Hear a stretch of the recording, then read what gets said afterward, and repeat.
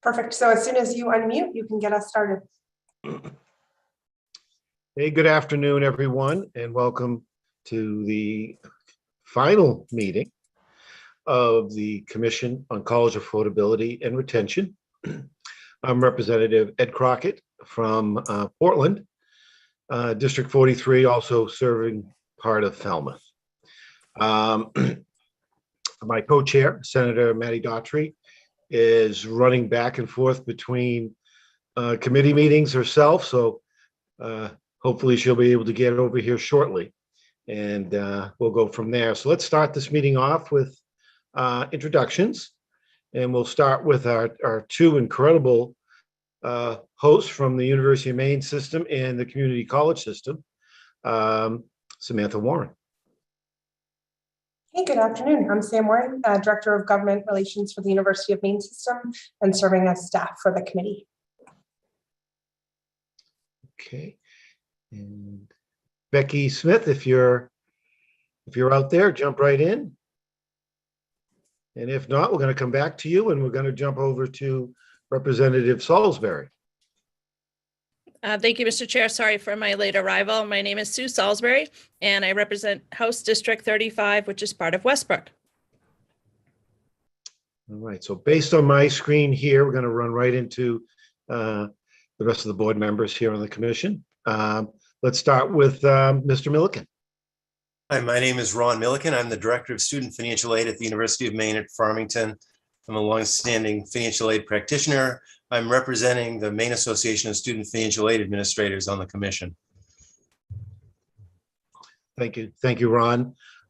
Next up, looks like on my screen is President Clark. I'm Bob Clark. I'm the president of Husson University, representing also the Maine Independent College Association. Thank you, President Clark. President Degler. I'm David Degler. I am pleased to be with you again today, or some of you at least again today. I'm the president of the Maine Community College System. Thank you, President Degler. Ms. Quint. Good afternoon, everybody. Colleen Quint with the Alphon Scholarship Foundation. Thank you, Ms. Quint.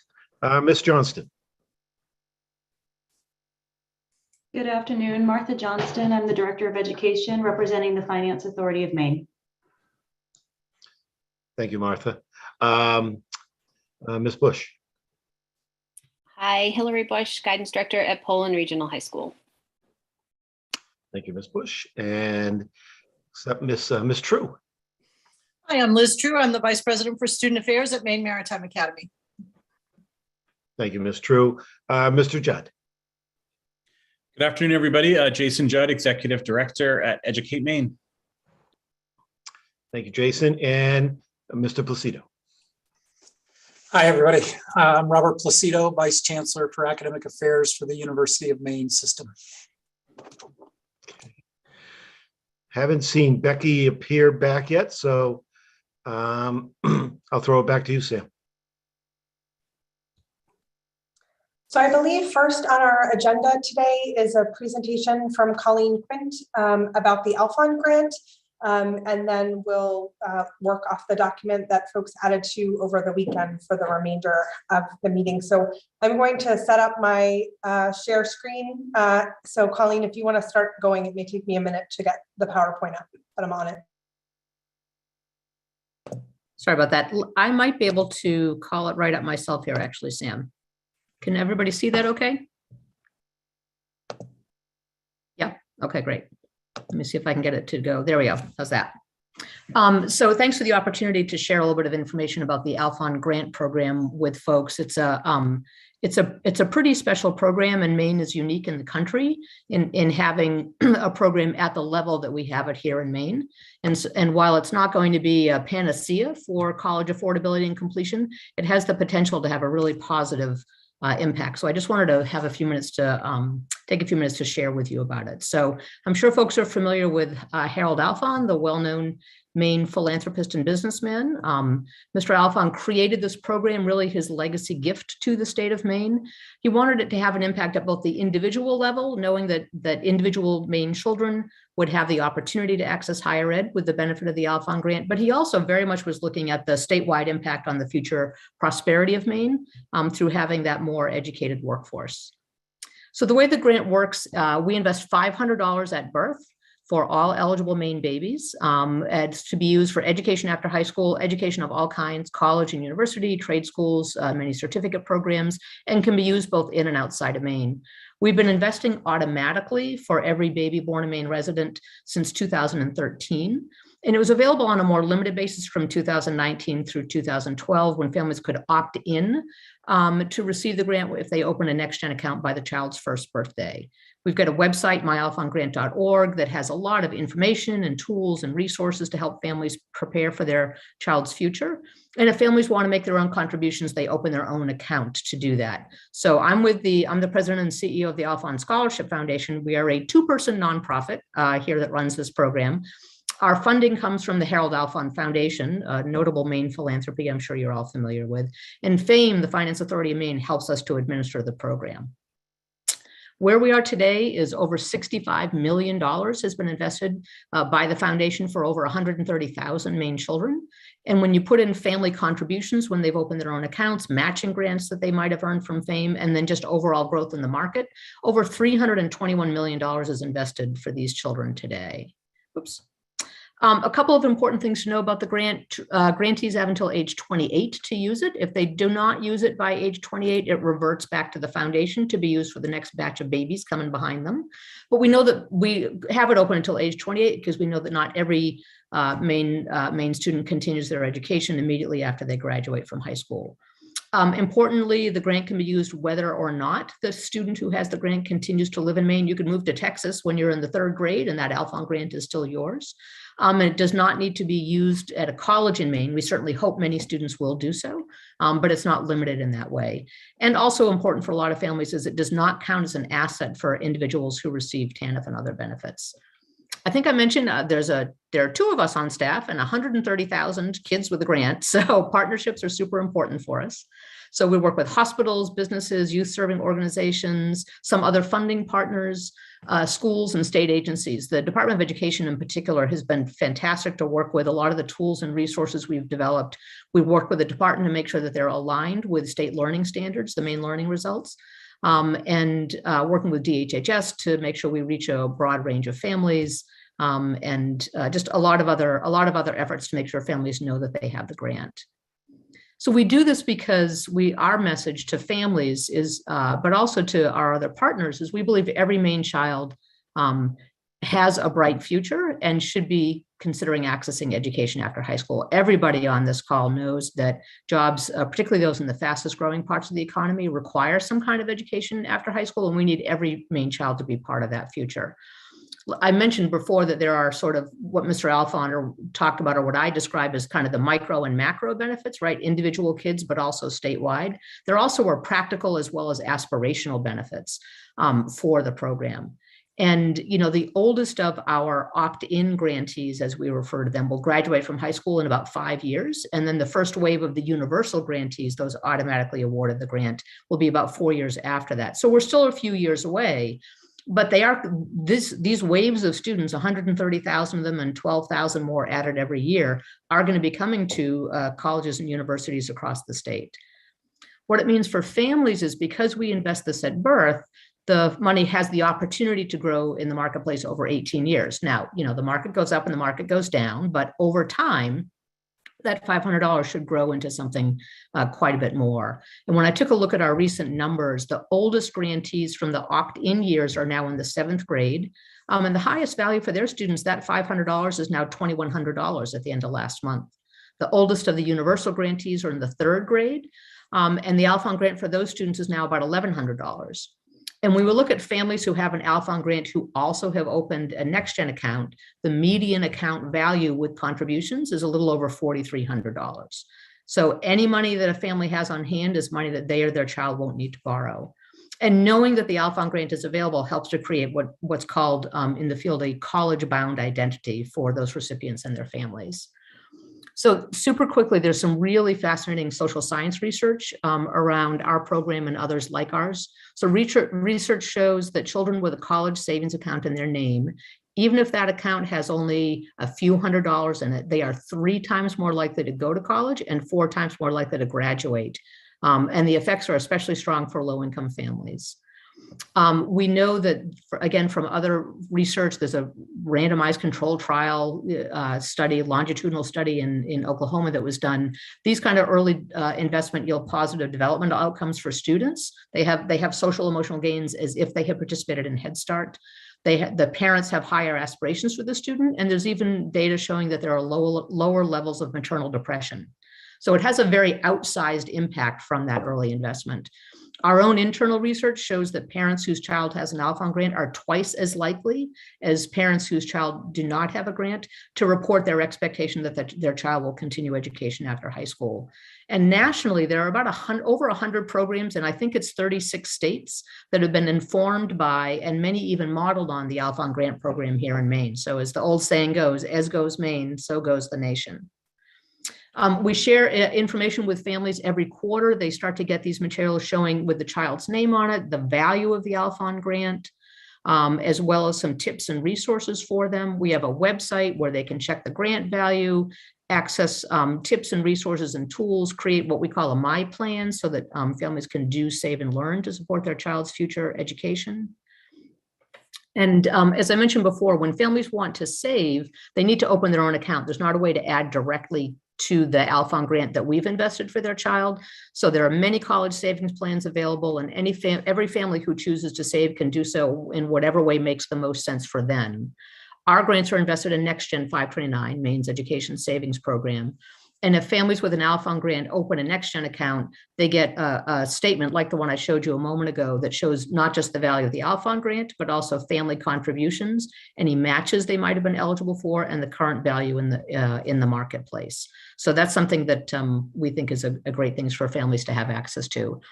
Every child deserves a success story. You can see where we try in our materials to reflect a broad range of educational opportunities and careers for kids to pursue. And we are here to help. And then that is the obligatory disclaimer. There we go. So that is the Alphon grant in a nutshell. That was a very fast, pretty high level overview. But again, I just wanted the chance to share that. There, like I said, there are 100 programs in 36 other states. Some of them are based in cities, some in counties, some are statewide. Many of the other programs do $25 or $50. A few of them do $100 at birth. But Maine is in a really unique and special position of having the generosity of the Harold Alphon Foundation and Mr. Alphon's legacy to invest $500 at birth, which is a real amount of money for a lot of Maine families. And it's a pretty exciting thing to be part of. So I'd be happy to answer any questions if folks have them. Otherwise, we can move on with the agenda. I don't see any hands raised, but I do have a question. Yeah. If I may. And it may be other folks, Colleen, that may be able to answer it. 5 years from now, when this first class hits, which is incredibly exciting, how will that dollar amount, whether it's 2,100 as current trends show, or some other number, how will that be applied within the financial aid package? That's a great question, Representative Crockett, and Martha may want to chime in here. But the quick thing that I will say is, because we have invested the funds in an account that we own, that ASF opened up the account, so it does not count as an asset for the student because they don't own it. What'll happen is they'll come to us or to FAME. We have to figure out the distribution methodology to request a dispersal, and that dispersal will go directly to the post-secondary institution to be used for qualified higher ed expenses. So Martha, anything you want to add in on that? The only thing that I'll add, and I think Ron could maybe add in as well, because the distribution will go directly to the college or university, I don't know if it will be counted at that time as like an outside scholarship, which means it would go against the unmet need. as Colleen mentioned, it certainly doesn't get counted as an asset. I can't imagine it would ever be counted as untaxed income when someone files the FAFSA, but counting as a scholarship for that academic year in which it's applied is the most likely implication. So it would be dollar for dollar against unmet need. Yeah, that was, my instincts were going there. So that makes perfect sense to me. I mean, obviously it's a kind of the first of its kind, so we'll see what 5 years brings, but we will do that research up front, obviously, to know exactly what that impact will be. But as an old financial aid person myself, that's my gut instinct. And we, for what it's worth, and we're not there yet, but when I was previously, I ran the Mitchell Institute, Senator George Mitchell's scholarship program, where we awarded a scholarship to a graduating senior from every high school in Maine, which of course it continues to do. And at the time, we worked with all the post-secondary institutions in Maine to make sure that if a student with a Mitchell scholarship arrived on campus and it amounted to an over award, their financial need had already been met through the financial aid package. We work with the post-secondary institutions in Maine to have it offset loan rather than offset grant, so that a student would still have the maximum benefit. And we certainly anticipate having those conversations here with our post-secondary partners in Maine as well for the Alphon grant when it comes time. That's absolutely wonderful. Before shooting over to Mr. Placido, you said you're basically a two-person gang over at things. Let's give a shout out to who's your other associate there? Kate Levier works with me. She's our director of partnerships and programs. Some of you may know Kate from her time working in education and education access issues as well. And we could not do it without, I don't want to overblow the two-person shop kind of thing. You know, we absolutely could not do this without Fame's extraordinary effort to manage this program. There's a lot of moving pieces. It sounds like a very simple idea, invest $500 for every baby, but it's extraordinarily complex with a lot of moving pieces. And Fame does a fantastic job of helping us administer that. Absolutely. Robert, you're up. Thank you, sir. I thought I'd take just a second, as long as we're feeling inspired by the work of Harold Alfond and his foundation, to mention that they're doing all of this amazing work. And thank you, Colleen. Amazing impact to our state. And then they've given us a historic investment, I'm sure you all are aware, $240 million to the system that will greatly impact our student success efforts. It's already impacted the way that we are reimagining our programming together to become more efficient and cost effective for the state of Maine, and a number of other amazing opportunities for us, to include some more competitive athletics. But the other thing I wanted to mention just really quickly, and Colleen nailed it, so many states have undergone a transformation in the way they get kids and families involved years before college, and they have these great savings programs and grant programs that grow over time that produce more, we're seeing this in the data, more students with zero debt, which is great. But I brought this up in the very first meeting we had. We have not, as a country, adjusted the way we measure debt. And so we don't include the students who have zero debt in our denominator. So just so you know, every year we improve the amount of the number of students in the system that don't have any debt. And so we have to keep that in mind as we're talking about those numbers. So thank you. And thank you again, Colleen. Absolutely. Terrific presentation. Thank you, Colleen. Yep, thank you for the opportunity. Sam, do we want to jump into the Google Doc? And if I have a request, only because I'm actually in a remote location from where I usually am, is there a way to show that on the big screen here, or to share that document in some way? I just put the link in the chat, but I'm also going to share screen as well. Okay. I didn't really mean to complicate it, but and one of those old schools will usually print out a hard copy before we have a meeting. It's coming. If you want to just talk for a minute, which I know you can do while I pull up. I won't take it personally at all. Must be from my former broadcast days. That's why she thinks I can talk. But I want to first say I appreciate all the folks that took the time to add their thoughts to the Google Doc. And I say that in total sincerity, since I actually did not, because I've been talking off Sam and Becky's ears over the last month about, I think some of the highlights that we want to be focused on. And now she saved me because, it did just come up.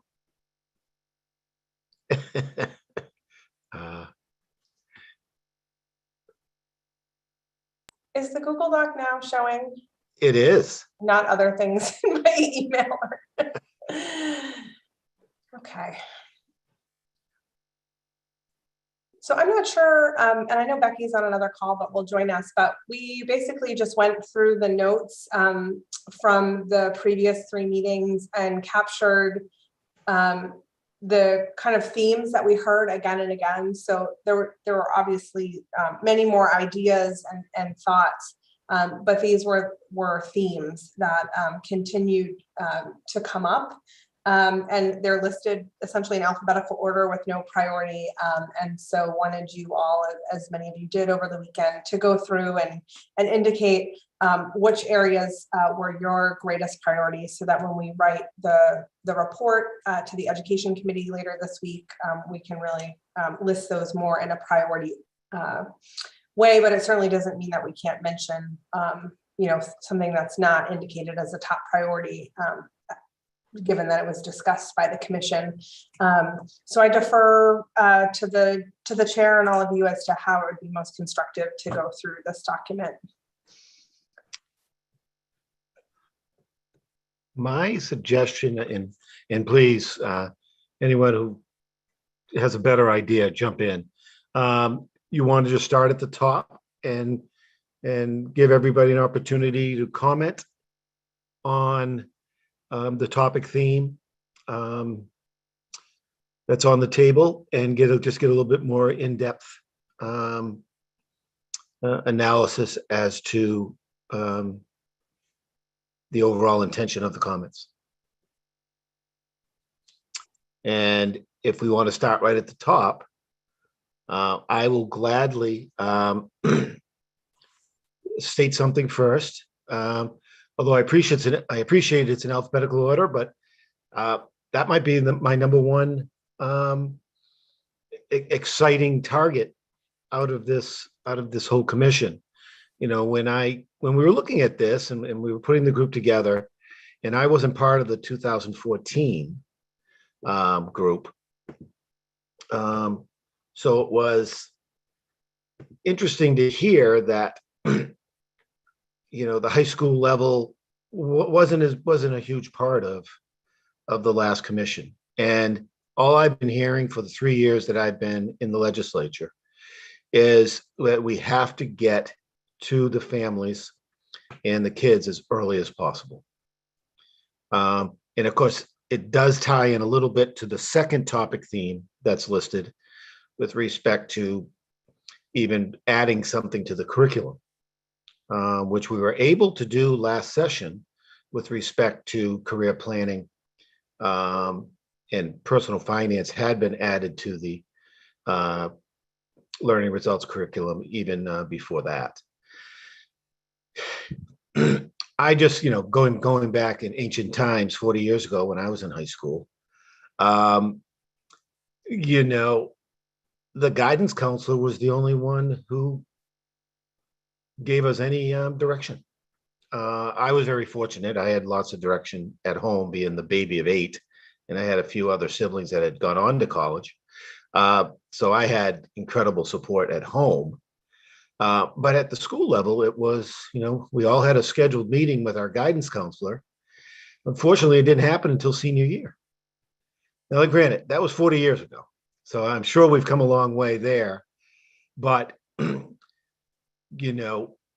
addition to letting the young people know about all the different opportunities that are out there for them, not only in a curriculum base, but in a financial support base, a good example was, Colleen's presentation earlier. Getting to them early, and it appears the best method to get to them is through our high school guidance counselors. So I'll kind of leave it at that, and I look forward to more of the experienced and knowledgeable folks on this commission to kind of maybe put some clarity around that. It looks like Representative Salisbury has her hand up, so maybe you want to go first, and then Hillary. Great, thanks very much, Sam. I echo what Ed said, and I'm certainly not more experienced or knowledgeable about the topic, but one of the themes that was really running through for me for a lot of these discussions is like Representative Crockett said, getting to the students early so we can help them sort of plan their future.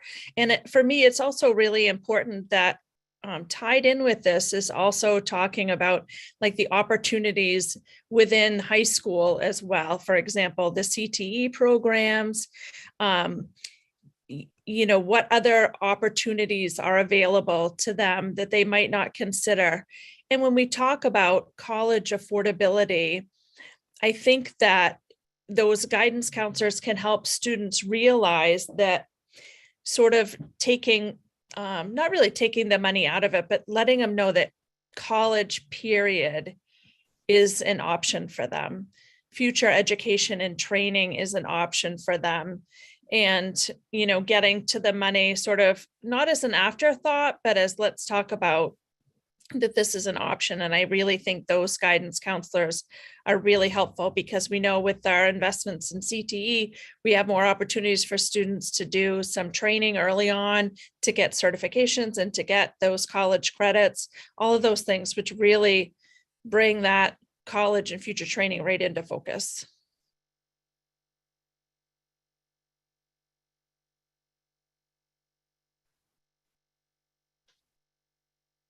Hillary, you are up next. Okay. Thank you all for your comments on school counselors. We got to drop the guidance part. Sorry, I'm gonna push that part.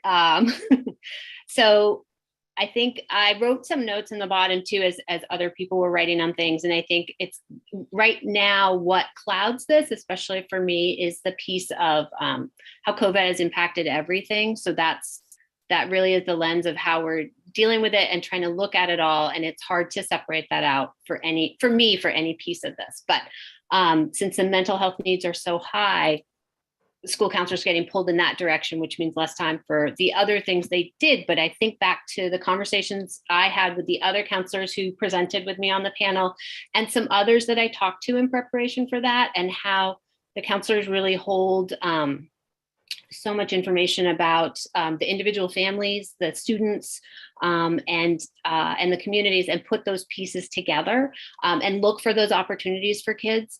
I cannot say, though, that it's the same and equal footing at all high schools across the state. And generally that access point is very different geographically, technological wise, and other ways too. So I think looking at that, where are the needs around the state in supporting the counselors? And I put some ideas around about making sure, if there's a way that either the community college system or the University of Maine system or FAME can say, let's make sure every school counselor, high school counselor across the state has this credential, this certification, this something. It could be a goal to work towards that's very concrete. And help a lot of people along the way, because there's so much coming at us too, trying to figure out apprenticeship programs versus pre-apprenticeship programs versus different pathways. A lot's coming at us. So trying to help simplify it a little bit more would help more school counselors.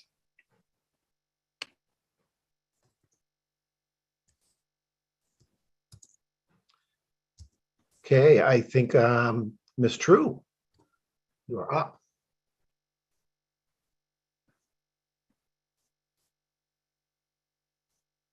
Thank you, Representative Crockett. A little trouble with my mute. I'd want to expand on what Hillary said from the college enrollment perspective. We really saw, if we didn't already know, the value of the school counselors in the last 2 years, because they were so focused on the mental health and having to deliver things remotely that we saw a real impact on the less time to focus on helping with financial aid and helping with college applications. So everyone shifted to much later. And then I know we missed people who might never have applied and didn't apply because the guidance counselor didn't have time to reach out to them. And particularly for first generation students, give them the tools and skills and tell them about the deadlines and how you have to apply early and to get the most financial aid. So it was kind of like an It's a Wonderful Life moment. We really saw, what value and what role they play because they weren't able to do it. It just seems to me, at looking at all these priorities, so many of these could be accomplished by skilled school counselors if they had enough resources to be able to do all the other things they have to do now on top of these things. And it just seems to be also the best place because they know the students and they know their needs. And I think the final thing, though, I would say is we need to go earlier than just high school counselors, because much of this planning has to start at least in middle school. And so if we're going to expand support for them, we need to go down to at least the middle school level as well. Thank you. No, thank you. I'm gonna quick follow up for you, Elizabeth. What kind of additional resources do you think are needed? Well, I wear two hats on this commission because I'm also a school union board chair for Union 76 down on the coast. And so I also see it from that perspective as well. And we, in our school in Sedgwick, we only even have a part-time school counselor, and her time is fully spent on mental health issues. And it is a pre-K through 8, but so to be able to be fully funded to have a full-time counselor who could start working and not be completely crisis response and reactive, but do some proactive would be helpful. Again, I think it's providing the adjustments to EPS or other ways to expand the abilities of schools to hire adequate enough school counselors and then provide the training to them. Thank you. Samantha, I see you have your hand up, probably because I've been interjecting and taking you off course there, but.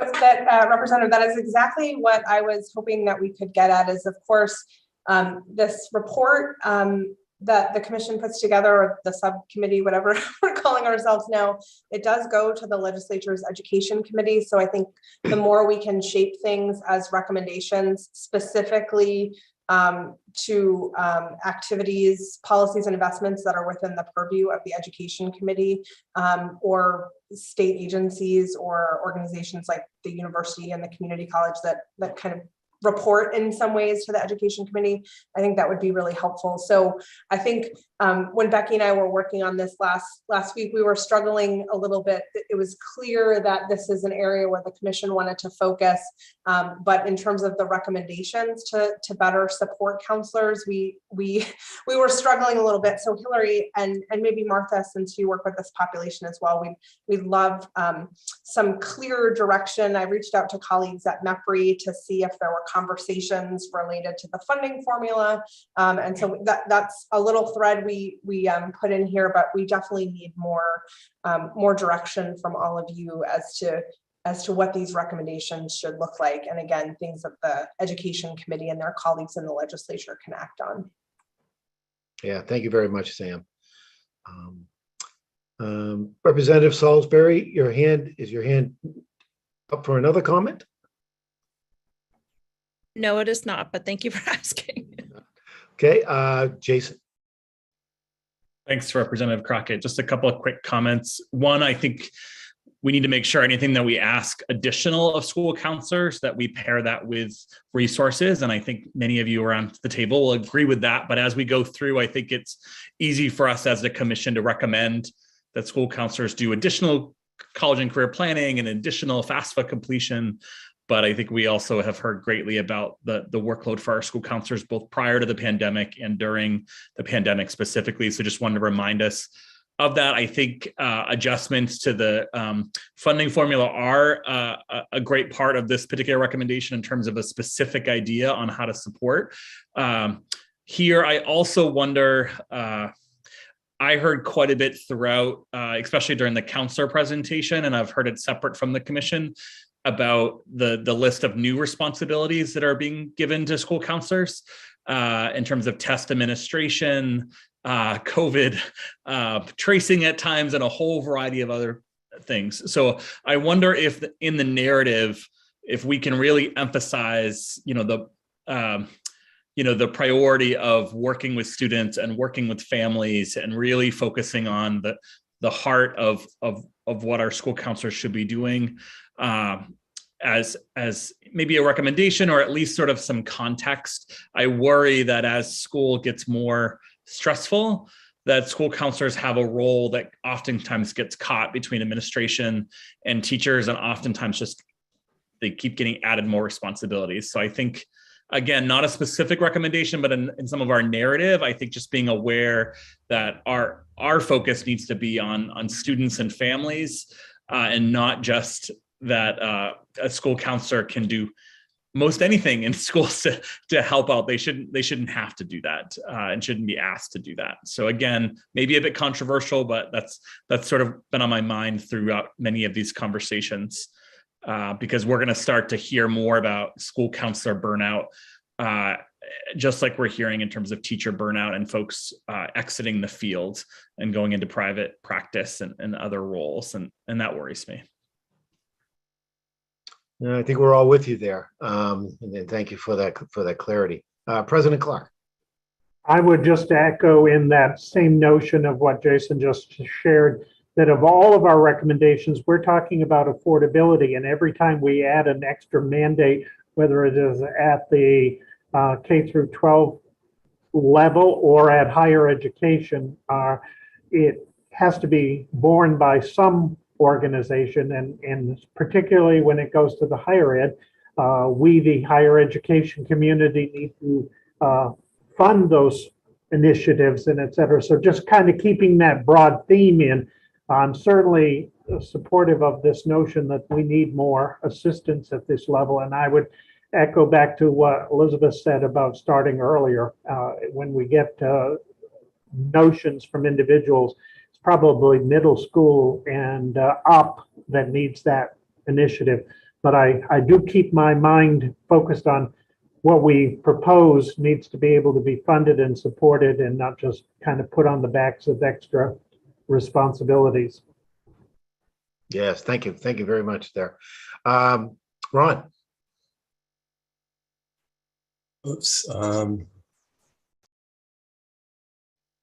You just muted yourself. Here we go. Thank you. I'll echo here. I mean, what I hear and heard from the school counselors was, to me, a very broad theme. I think that the pandemic amplified and exacerbated a problem that was already here. But I think what we have now are some even deeper rooted problems as a result of all this that we have to somehow figure out how to deal with. I think if I think of this commission and its work in 2 or 3 big buckets, I think of things like the state grant and affordability. I think of the FAFSA filing initiative to get some of those people going. And I think the category that we're talking about is very difficult, because I think that this is more than added support for school counselors. I think there's a missing piece in our infrastructure, what I would call a structural gap, where we do not have provisions made in K through 12 or beyond that really deals with issues that can't be solved in one corner or the other. I think the school counselor community is a part of this, but I think we don't think of solving these problems in terms of interagency or comprehensive solutions that really extend across agencies and sectors. But I think that we need to do that. I don't think I have a magic solution to this, but I think we have to try to figure out where's the alchemy where you change attitudes that have really gotten hardened, even more so with the pandemic, for those first generation rural low-income students who now can't think and aspire to college or to credential making in ways that they should. Their ability, I think, to see broader and to connect all the preparation that's needed and the credentialing and all the investment that it's going to require of them personally, I think that's been diminished. And I think we can't just put that on the backs of the school counselors. I think we need to somehow come up with some creative endeavors here in one area that would provide for the fact that, as Hillary said, there are different access point problems across the state depending on school systems. I wonder if we don't need to put together some kind of provision, some kind of grant program or whatever, to enable maybe school systems or post-secondary systems to really play a little bit with some, and to pilot some solutions.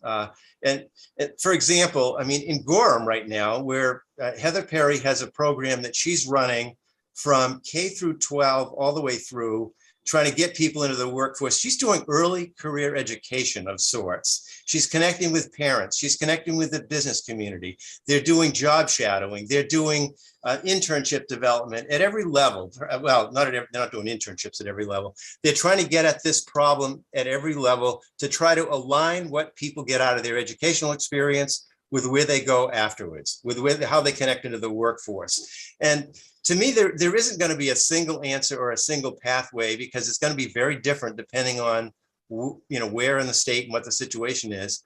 But I'm wondering if we don't need some kind of tool, and I don't know that I would make this the central or the foremost recommendation of this commission. I wouldn't, but maybe this commission could package as a set of 2 or 3 key recommendations, an idea where we could provide for an opportunity for individual districts, or, as I said, or colleges or community colleges, whatever, to find a space where they can propose and try certain solutions that might work, to provide the kind of support that is missing, that involves maybe building a tight fabric of mental health services, career education services, alliances with businesses and whatnot. I mean, that could be how we do that.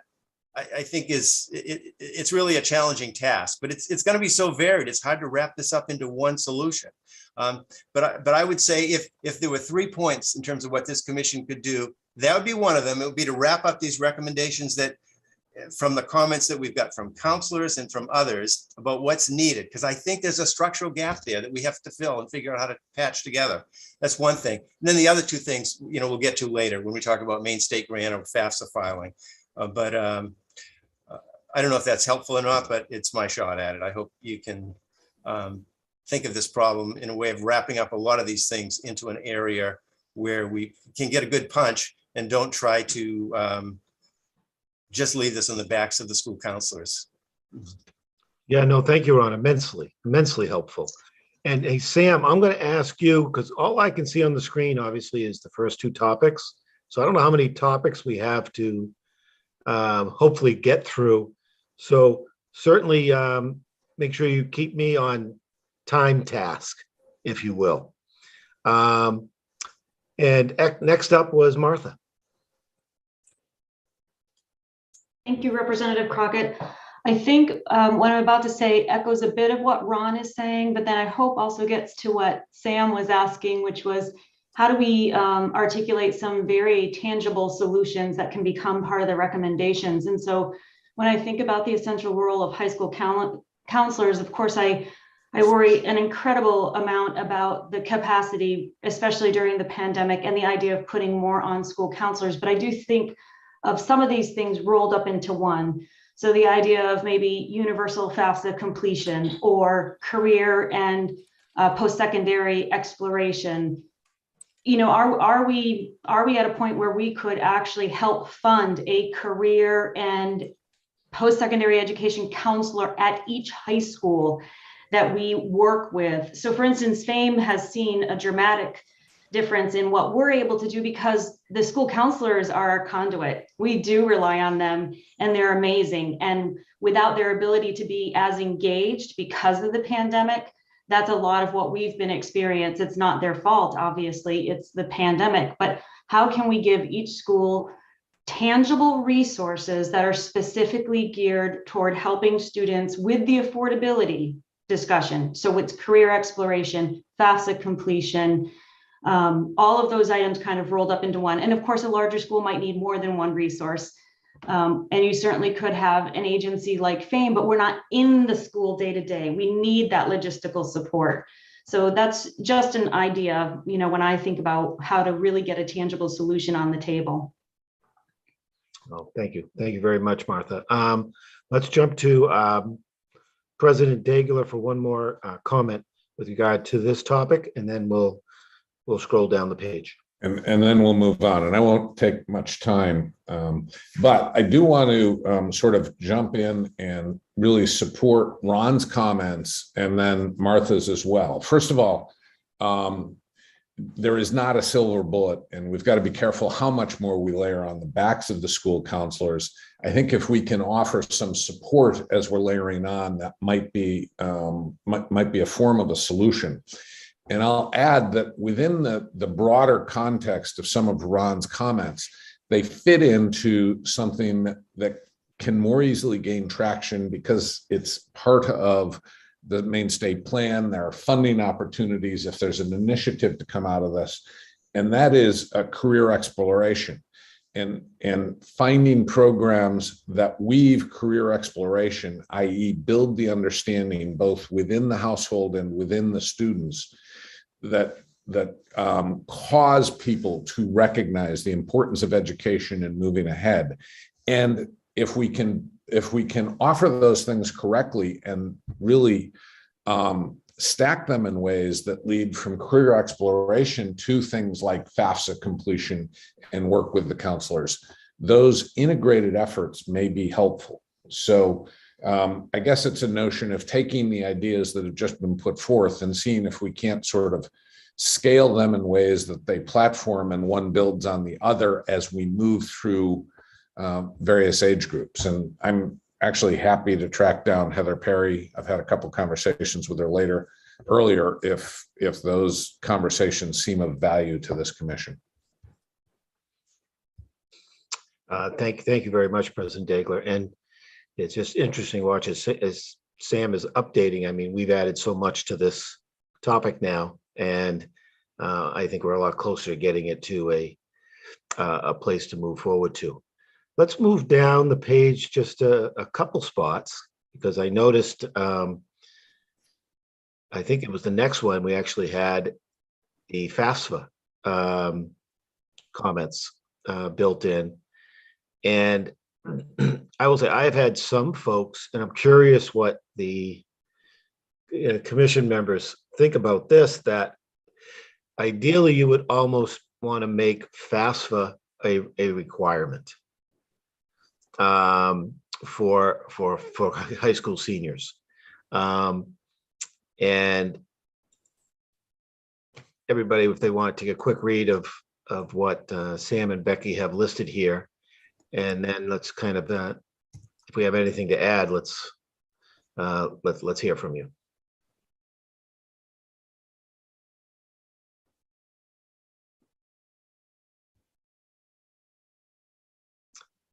Robert, you are up. Thank you, sir. I put this one as one of my top 3 priorities. First of all, I think there's a problem, and COVID has maybe caused it or exacerbated it, as Ron said, that we've had such a decline in this. But if students would just complete the FAFSA, they would understand the many opportunities that already exist. So we don't have to recreate the wheel over and over when this is the start of their best first chance at understanding how many opportunities are out there that could get them a free or very reduced cost education. So can't really imagine this not being at least one of our top priorities. That's why I did it. Thanks, sir. No, thank you. Jason. Yeah, no, I would certainly agree. And this was one of my top priorities as well. And I'm still a bit on the fence, which is not helpful, between incentivizing and mandating. I think there's maybe some place in the middle, or I think we should have more dialogue about that, because I did read from some of the articles that Sam and Becky sent along, that mandating without resources doesn't work, which makes sense. And we know that incentivizing sometimes doesn't work either. So, but this is one that I think needs to be in the report. Obviously, this is one where there's a lot of partners involved, a lot of state partners, as well as associations that could really be helpful working together around FAFSA completion. And other, a lot of other states are going this avenue, and they seem to have some great success in this particular avenue. So just wanted to raise it up as I think a significant priority in the report. And I'll stop there. Oh, thank you. Hillary. I put in the notes a little bit about my thoughts on this. This one is, I think, tricky. We can't get families to do free and reduced lunch forms. I mean, granted, lunch is free now, but to get them to do that at the high school level, our numbers all drop. And I think every high school experiences that. So, and some of it's not families being not willing to share that personal financial information and feeling like they're being judged by it or something. And we spend our time saying to kids, I don't know, I'm not allowed to know who has free or reduced lunch. And I have to administer AP exams where I'm supposed to know that information, but I have to ask kids and say, if you haven't applied, maybe you should, because you might get free applications and it might help you with your FAFSA and like all these other pieces, but I don't have that information. So I worry about requiring it. I also worry about pushback. We are a high school that has required just a college application, very wide definition of college again. It can be, I'll take a truck driving school. I will take a student sitting with me doing an application, but never submitting it. And that we get pushback from in our community all the time, because it says we are only focused on the college bound and that's all we want, everyone going to college. So this feels like that for my school especially would reinforce that message being out there that like there's no other, we don't think there's any other alternative. And having helped kids navigate FAFSA, and I only help really the kids that have a really hard story to tell and really hard pieces. It's tricky. It's tricky for them to get that information. And looking at my list right now of who's filed their FAFSA, I'm still astonished by, families that I would have thought would have already done it because the kids are already in college and they haven't, and I don't know why. So I feel like it's so tricky. I like some of the things that people, I think, Ron, you had the 50 for FAFSA or something. Like, I do think some of that incentivizing, because if I can just sit there and go, hey, but you can get $50, or hey, it will mean you're eligible for this or that, that might help, rather than just saying, nope, you have to do it because it's a graduation requirement. Thank you, Lily. Great points. Great insight on that too. Martha. So my staff and I have taken to calling this universal FAFSA.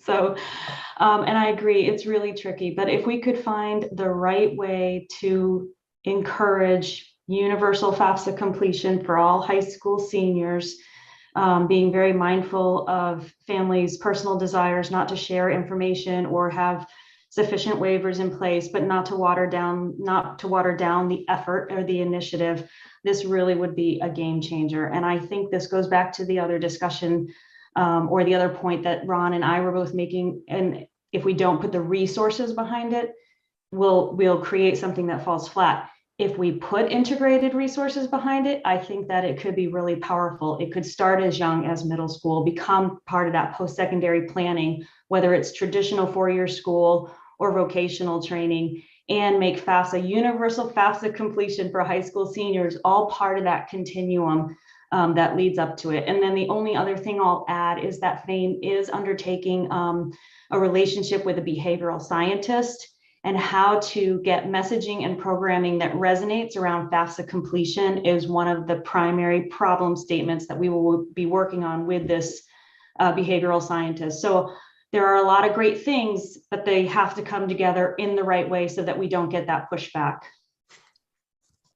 Thank you, Martha. Hey, Sam, why don't you jump right in?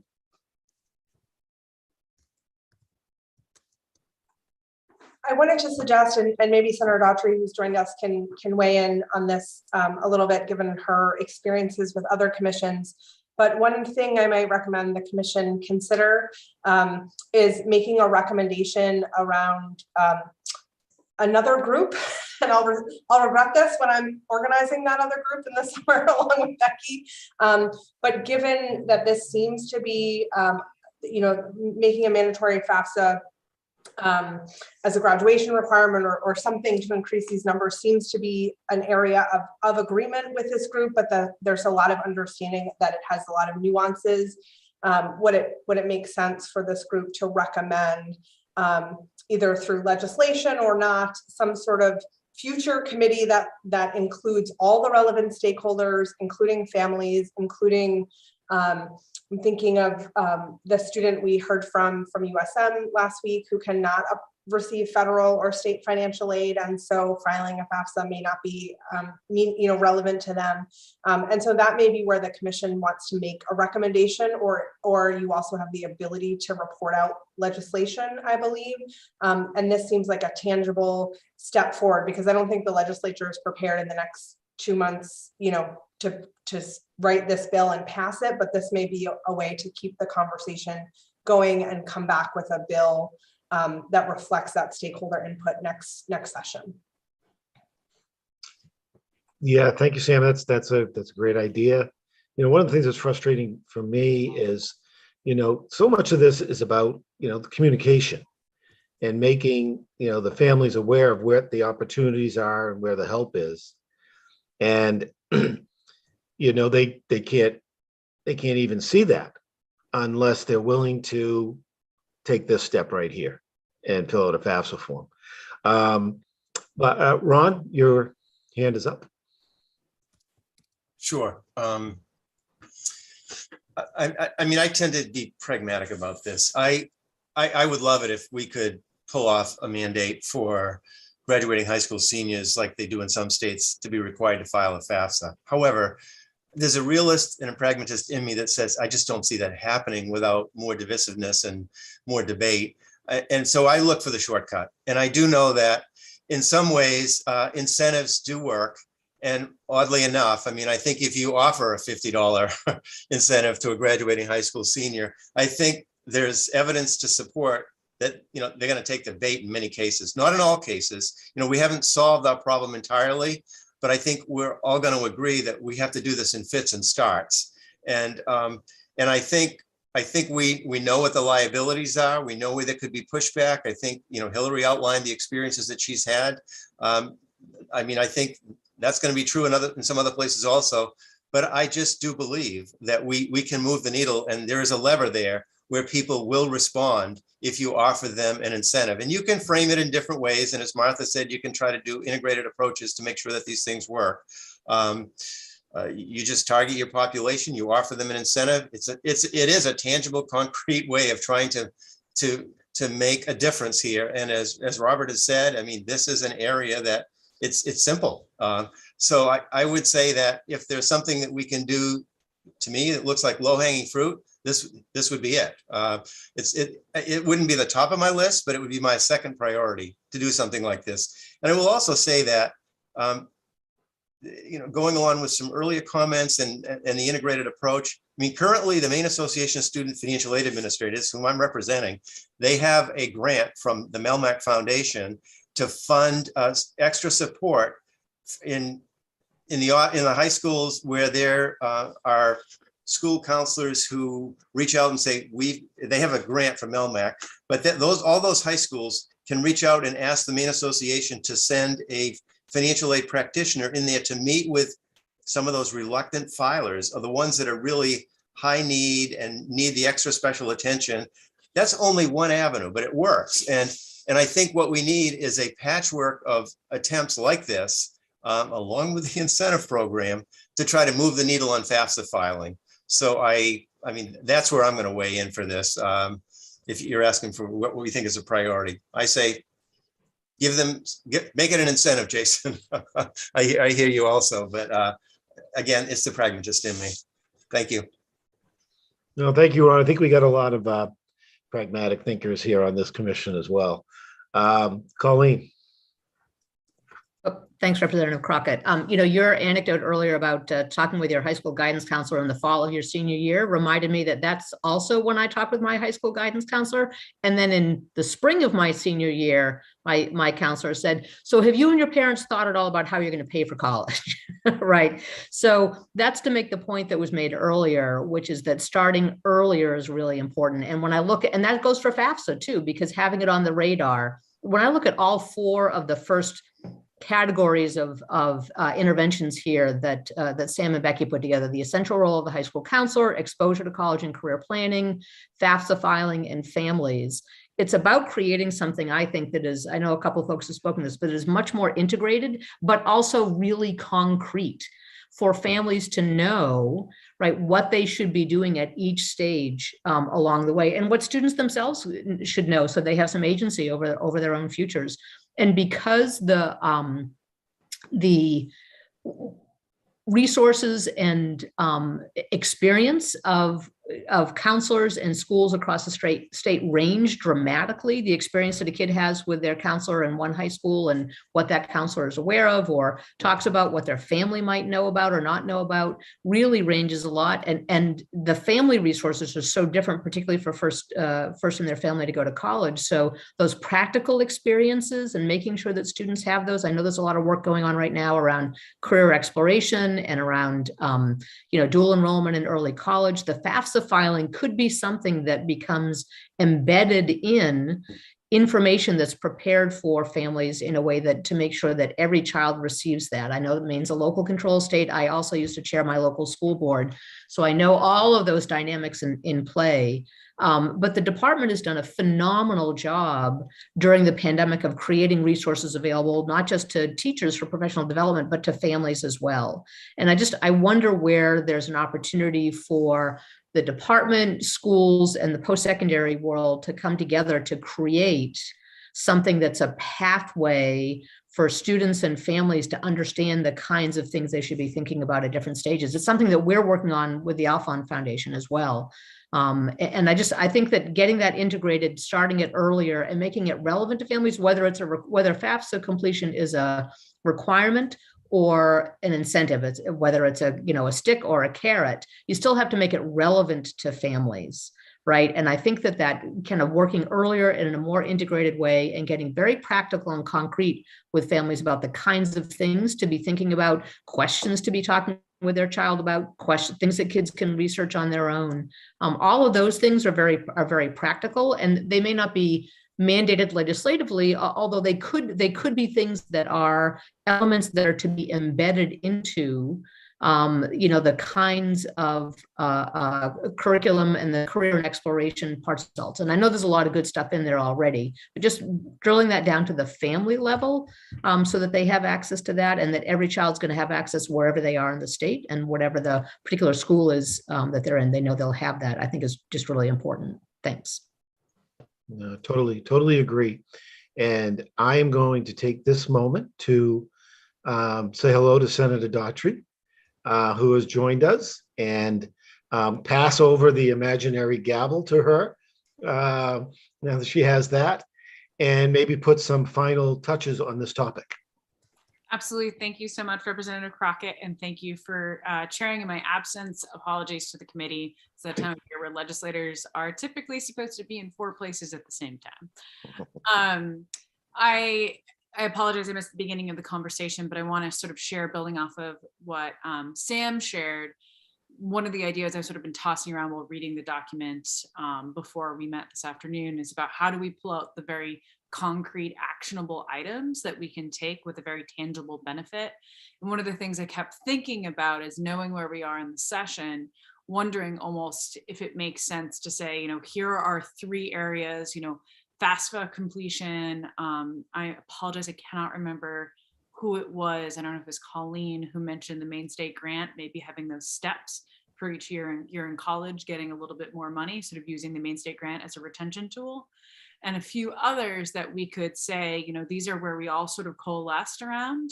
We'd like to see that, but we also recognize that to be able to, just for example, the conversation we've had alone on the FAFSA filing and all the different tangible benefits, especially, Martha talking about fame working on sort of the behavioral science behind it, that we might need a little bit more time to drill down onto those exact precise two or three recommendations.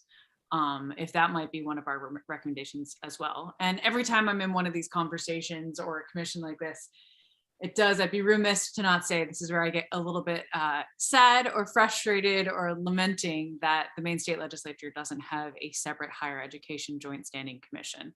It's something that I've been an advocate for a long time. And I think moments like now just remind you of why we need the space in the arena to talk about these topics and much more in depth. So now that I've put that on my soapbox, happy to jump in, and please let me know if I'm missing anything. I don't see any hands shooting up. So does anyone else have any other questions or comments? Or Sam? Oh, Martha. Just real quick, I just wanted to let the committee know the current Maine State grant statute actually does have the ability to tier the program award already written in it. So that is actually something that was put into the statute about 10 years ago, and something we can explore further. Thank you, Martha. The second I said it, I was thinking in the back of my head, I feel like Martha or Bill has told me that we already have this in law. But I think it's a good reason to definitely explore it, or with all matters, come back to the discussion of funding as well, which I know is out of our purview in this commission, but. Any other thoughts? Sam, since I came in late, how far have you gone through the spreadsheet? So we're down through, is my screen still sharing? Yep. Okay, yep, so we're down through FAFSA filing. And I think families and education of families was kind of inherent in the conversation we just had. And so maybe now we want to get to the specific post-secondary related recommendations. Definitely. Oh goodness, I apologize, Ed. I might have to throw the gavel back to you temporarily. The IDEA committee might be calling me back. So I apologize, passing the gavel back over to Representative Crockett. All right, just got it. Sam has scrolled down to the free community college topic. Obviously, that was a huge piece of the governor's State of the State address. I think something that I was over the moon about, and I'm sure President Dagler and Becky would like to chime in as well. And the hands are coming up fast and furious. So I'll jump to Representative Salisbury, who was the quickest. Ooh, I'm fast, I'm winning. Just really quick, I wanted to say, it is exciting, but something we talked about earlier. Now that we have free breakfast and lunch for everybody, we're running into the problem of people filling out those free and reduced lunch forms. And I hope that we can be proactive in worrying about people filling out the FAFSA. You know what I mean? Well, because we want them to sort of have that experience and maybe open up some opportunities they might not have been aware of to keep people filling that out. So it's just something we should keep in the back of our mind. I am really excited about this opportunity for students as well. Thank you, Representative. Jason. I put this comment on kind of in another category in the text about the Maine tax opportunity proposal.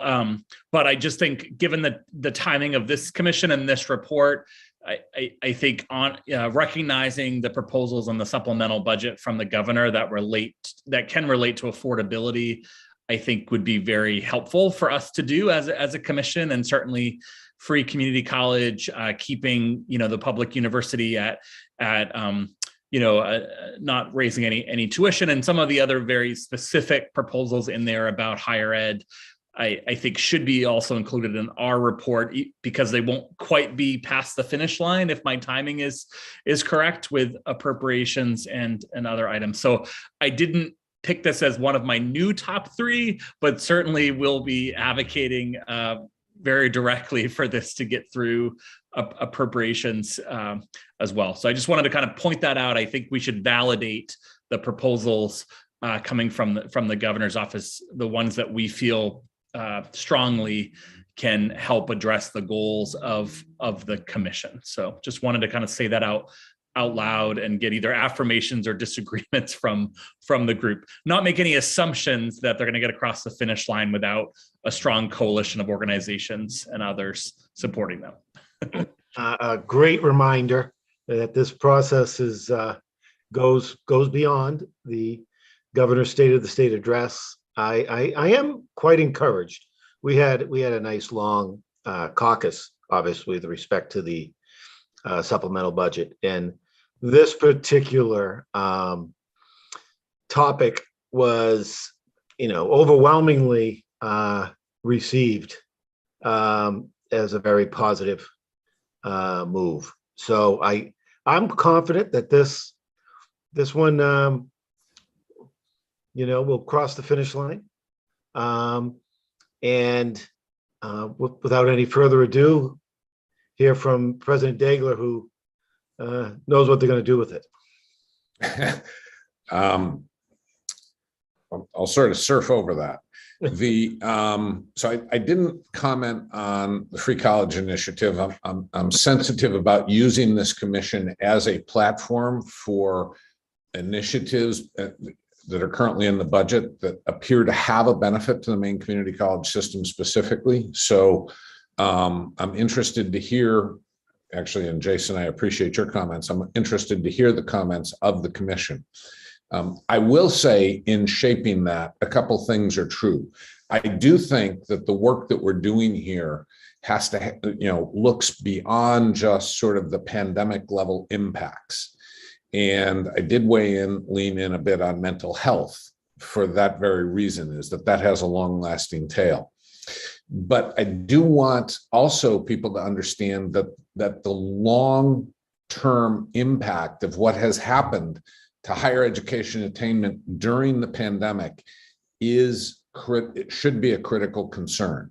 So let me frame this for you this way.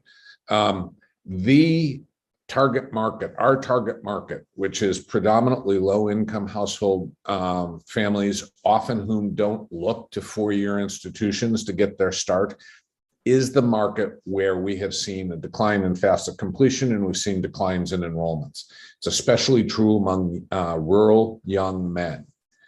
And the impacts on the economy long-term there could be huge. Our ability to reattract them and get them back into school can forestall some of those negative impacts. So this is critically important. Let me put some numbers on that. We've been, for as long as I have been working in higher education, we've been talking about aspirations. We started this conversation with career exploration as a conversation about really building aspiration and the need for attainment and completion. Those are critically important goals. And during the pandemic, 20 years ago, 40% of young Maine students did not go on to higher education. Prior to the pandemic, we had gotten that down to like 38.5%. I think Jason can confirm that number.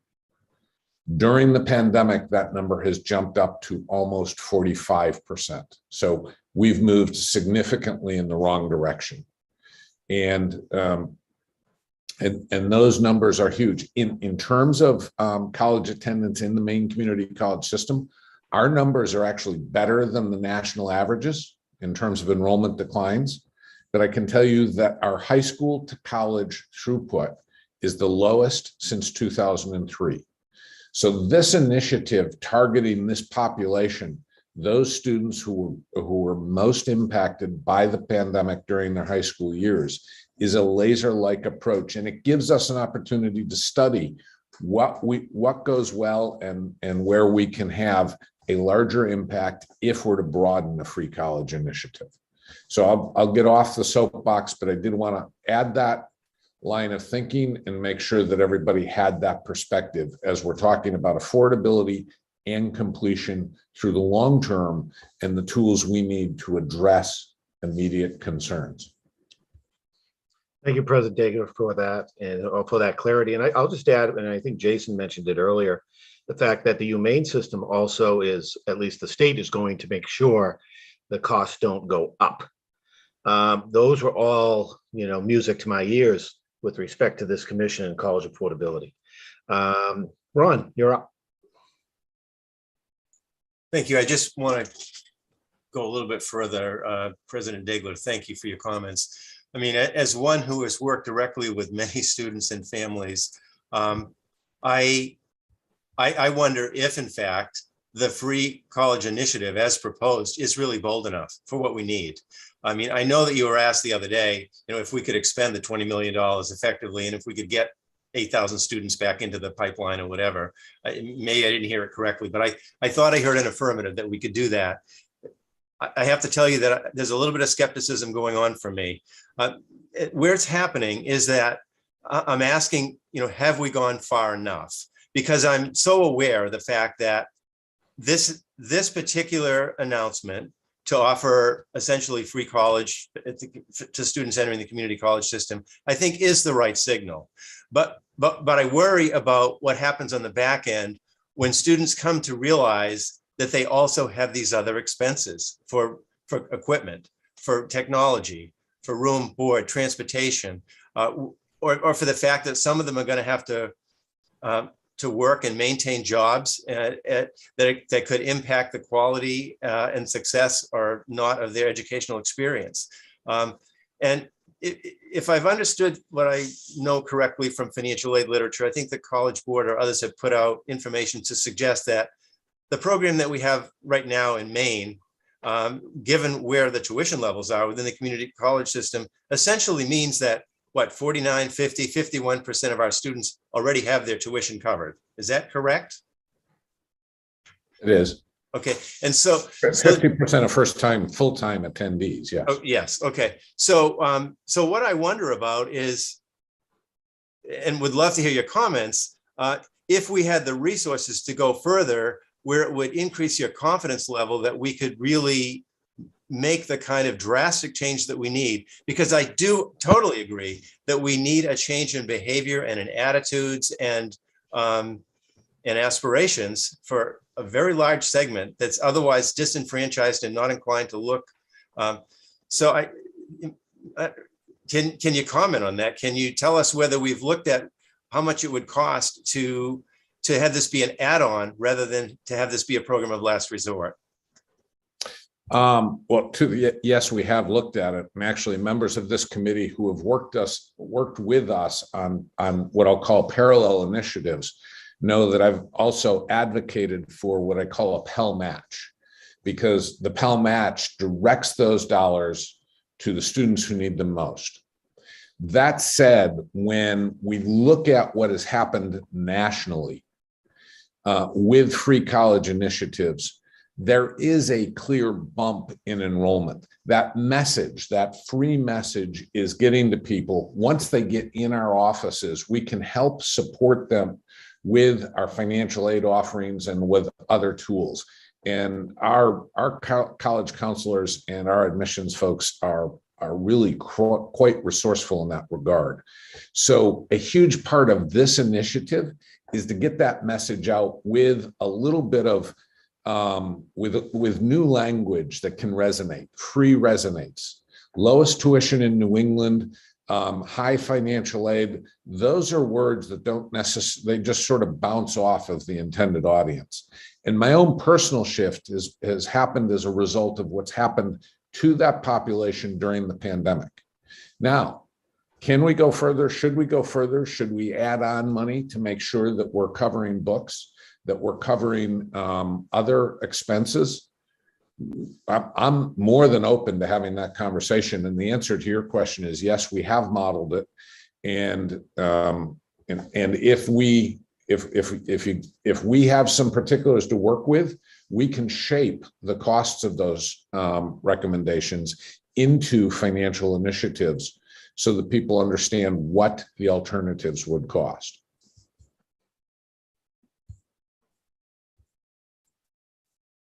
Mostly, Ron, I want to make sure that I answered your question. I gave you the information you were looking for. I think that's helpful. I mean, I really want to get at the completion question also, because I think that's part of the same equation. And I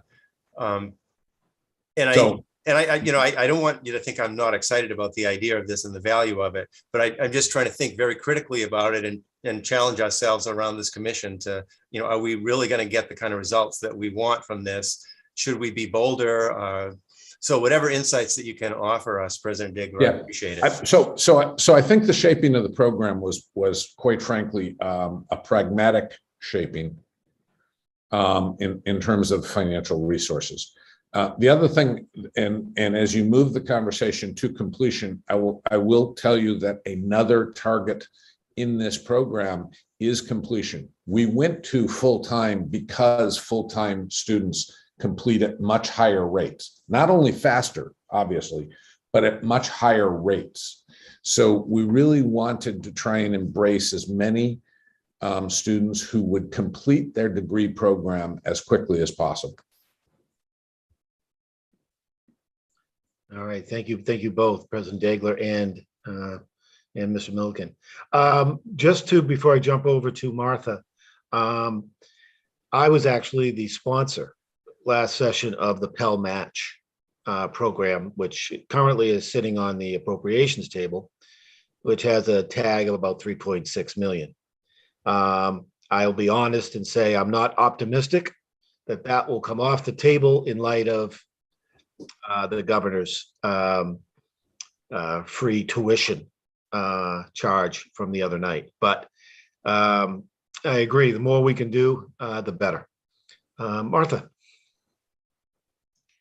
Yeah, I think I just have a question that somewhat echoes what Ron was saying and was already in the Google document, because I wasn't able to attend the last meeting, but we did note that the last dollar in doesn't necessarily address things that go beyond the direct expenses. So I'm wondering if, and I should be read up on this, so I'm admitting this to my board chair. So I'm wondering if there are logistical conversations happening about some kind of a blend for maybe not being last dollar in, depending on family income or income thresholds, so that we're getting at helping those students who are coming from lower economic backgrounds who would need assistance with books and supplies, transportation. So I'm just kind of curious. And of course, Maiden State Grant could possibly be part of that equation, obviously. Is that directed to me? It is. I was hoping it was. So we have over a longer history than the most recent announcement discussed and have talked about here, a Pell Match program. What that loses is the messaging impact of free. So but to your point, Martha, it's not a done deal. It goes through a legislative process and all those discussions will be alive. All right, thank you. Great discussion. Sam, why don't we scroll down to the next topic? And how many more topics do we have just in the sensitivity of time? Looks like we just have 3. Okay. Oh, no, we have more than that. Okay. Well, let's try to run through these as quickly and efficiently as we can. Next topic up is the impact on pandemic on pre-K to 20 student mental health. And looks like Hillary listed that as a priority item. So I don't know if she would like to elaborate on that at all. I can just add, I feel like people have touched on this throughout all of this. So I think it's there. It's just the lens through which to look at all of this at this point. Okay, thank you. Limit tuition increases for in-state students. I think we have probably talked about that quite a bit as well. And I certainly think the governor stated the state address, kind of solidified the fact that we're going to make sure that at least we don't have increases in the short term. Jason, I noticed that was a highlight for you. Yeah, I highlighted it as one of my top 3 because that's, to me, that's the baseline here, right? Is, you know, this is the Affordability Commission. We've talked so much about how to prepare students, how to help families, how to give them good advice, what tools to have. But the bottom line is, we've got to make sure that our higher education institutions are supported in Maine and supported, you know, financially. And I do think it's important that this particular piece is written into the report. You know, and it can be in a few different places because I think it should be. But the reality is, you know, when times are more difficult financially, higher ed is oftentimes the area that is cut before many other parts of the education system. So I worry about that if times change over the next couple of years, knowing that the last commission was I think 2014. So I put it as a high priority because it's really, if we have healthy public and private higher ed systems in Maine, we'll be able to serve more students, help more graduate, help more stay in the state, et cetera, et cetera. You all know this, but to me, it's foundational. So that's why I selected it. It's not the most creative and jazzy and sort of, you know, from a headline perspective, but if we don't do that well, many of these other topics we've talked about aren't going to make as big a difference because that cost will need to keep increasing as we require wages and benefits and other things keep going up. So I'll leave it at that. Oh, great. Thank you. And I noticed, because my screen is probably being a little funny on me. I thought, Elizabeth, did you have your hand up or did you? I did, but Jason said it all. Perfect. Well, that's a great thing because Maine State Grant is next on the list. And I would like to reach out to Martha just to get her comments first on the impact that we are now raising the Maine State Grant from $1,500 to $2,500, and just get our thoughts there, and then we'll go to President Clark. Sure. Thank you very much, Representative Crockett. So I think one thing to keep in mind, of course, because we're in the pandemic and FAFSA completion is currently depressed.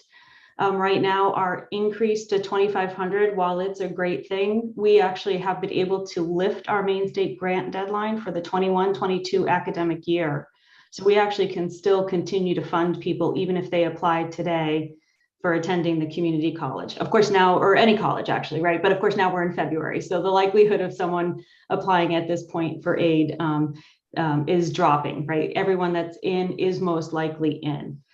That said, when I looked at the recommendations in the Google document about increasing the Maine State Grant, you'll never hear me say no, but I would say that I think it's important to look at the study from 2014. And then I would also say there was some recent testimony where the University of Maine system also provided an updated report on affordability.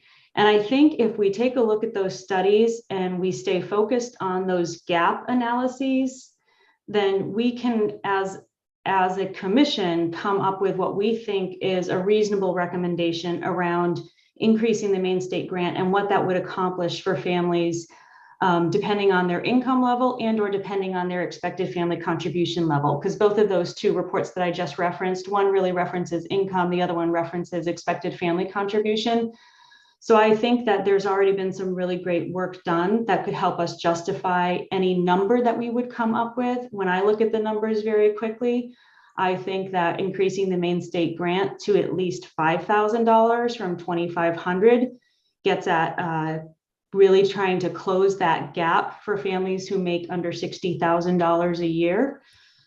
So I think that could be very impactful. I did see that there were references to increasing the grant up to $10,000. And again, as long as that is something that would be available to help students with books and supplies and those other indirect costs as well, I think that could be a very great use of the state grant as well, because it goes way beyond tuition and fees. So those are some of my initial thoughts, but I'm happy to answer any questions anyone might have. I will just add that we did do a decennial review of the Maine State Grant, and within that decennial review, we did make recommendations about allowing the grant to be used year round. That's something that we can do in our statute. We would just have to make technology and programmatic modeling changes to be able to accommodate that. We talked about making the grant available for people who aren't otherwise available. That would probably have to be more of a pilot program where we would explore avenues around that. We talked about making the grant tiered, which is already allowed in our statute, as you know. And then the other thing we've often talked about at FAME, and we think this is pretty powerful. I think it goes along with Dave's message about free, right? Really, that's a big, strong message. We think something that we colloquially just refer to as a pipeline guarantee, right? So once you get a Maine State grant, you are guaranteed to receive that grant for at least 4 years. So we think there's a lot of power in the predictability of knowing that you have the grant. The way we're currently structured is somebody could lose the grant from year to year because we change our EFC cutoff because it's always contingent on funding. So I think that's a structural option within the program that could carry a very strong message. Indeed. Let's jump right to President Clark.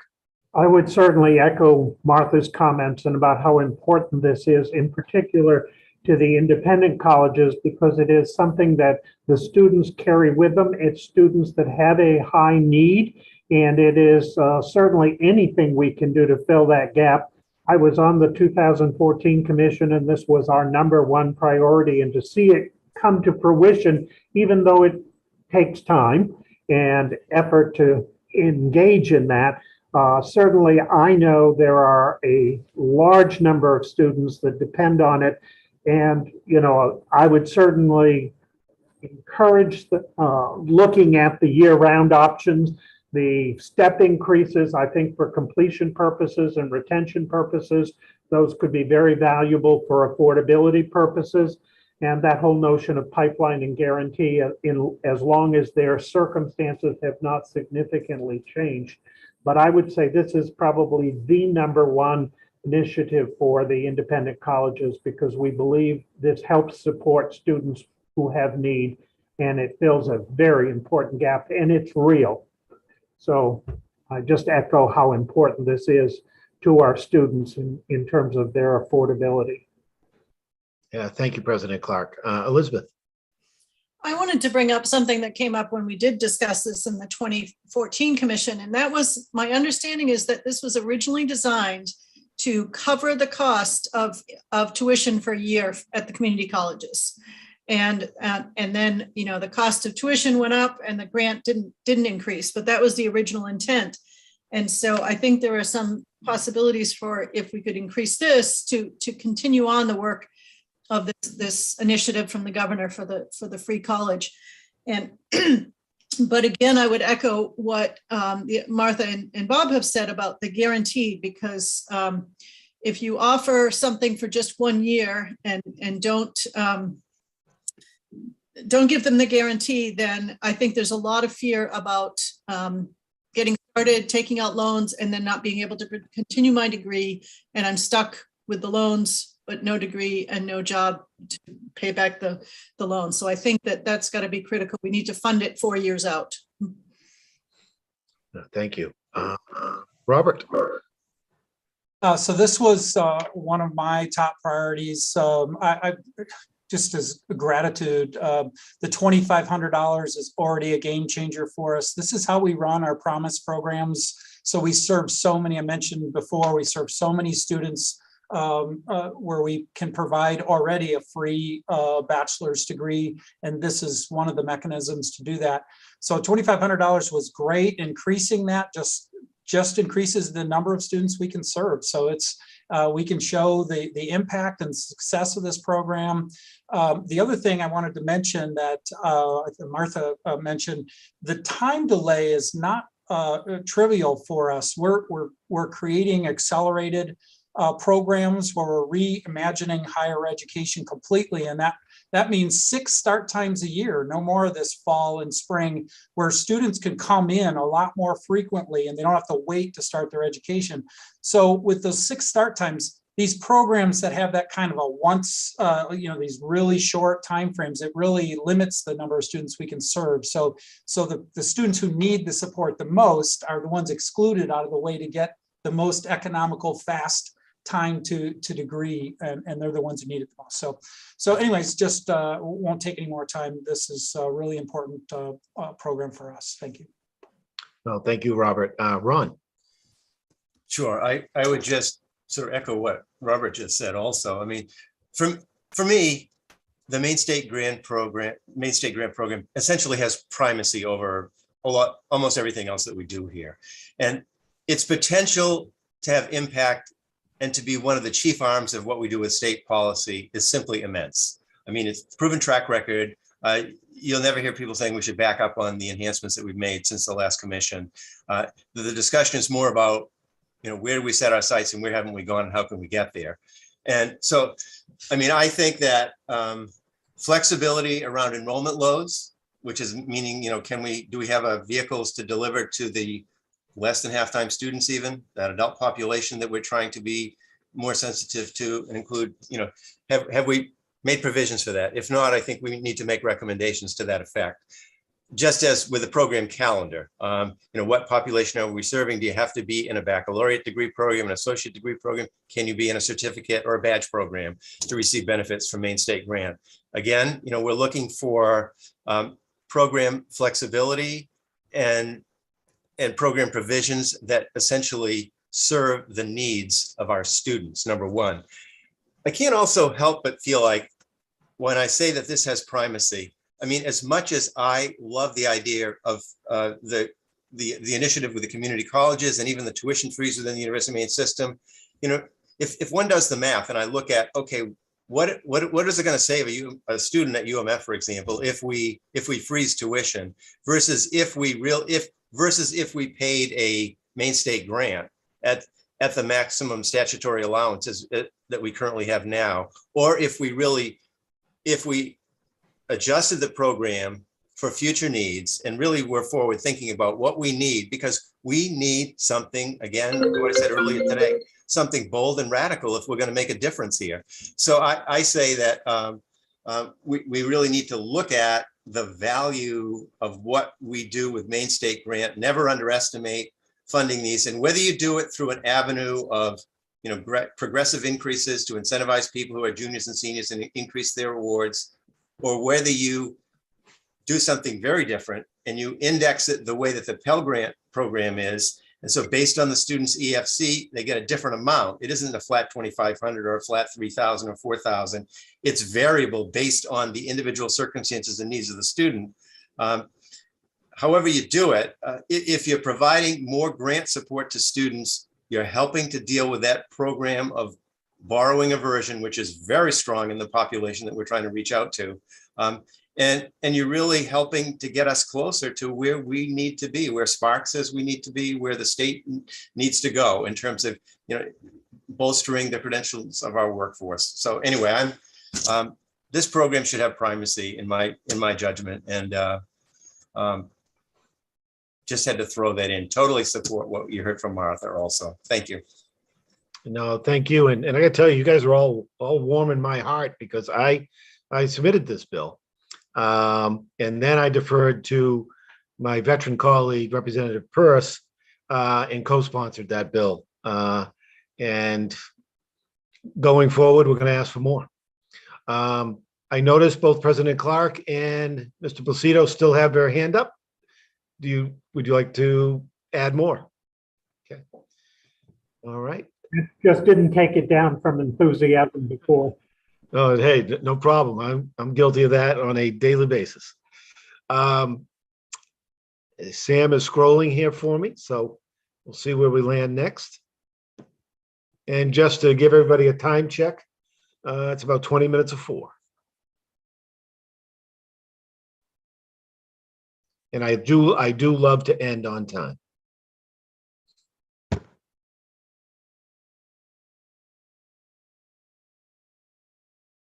Okay, maintain and expand early college access for Maine high school students.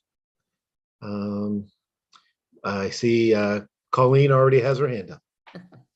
Thanks, Representative Crockett. Just super quickly on this, I think in my experience, early college or dual enrollment program when they take place on a college campus, have huge impact. They actually lead to increased high school performance for students, particularly for young men, increased matriculation, and increased graduation. And I didn't put my initials here only because I see this as being really part of the earlier sections that we're talking about, kind of earlier interventions and things to, what was the category it was called? Scrolling back here. Exposure to college and career planning. That I actually see this as part of exposure to college and career planning, just like the career opportunities or the career exploration initiatives are. I think particularly for first generation students, they need firsthand experience with things to be able to see themselves doing it. And I think dual enrollment, particularly when those opportunities, are focused on the students who are the kind of students that we're talking about, who are first in their family to go to college, who might be the kid with a C average in the back of the class, not the kid with the A average who's already taken 4 AP classes. It's not to say those students shouldn't have that opportunity, but I think really, like a lot of things we're talking about, really targeting these opportunities to the students for whom it's going to make the biggest difference. And while I didn't put my initials here, I see early college dual enrollment as one of those really key strategies that's part of the exposure to college and career planning. Thank you. Okay, Robert. I've already had some airtime on this one in my first presentation.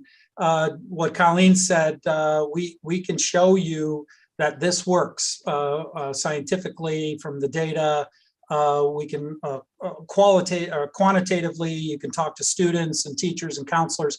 I do like the connection. I struggled with this too. Early intervention, those top priorities, and also the counselors. Those counselors make this possible for us. So, I didn't comment on that section up there, but definitely we see a need for resources for those high school counselors to support lots of programs, FAME and the FAFSA and this kind of program, and getting students on the right path and showing them where opportunities are.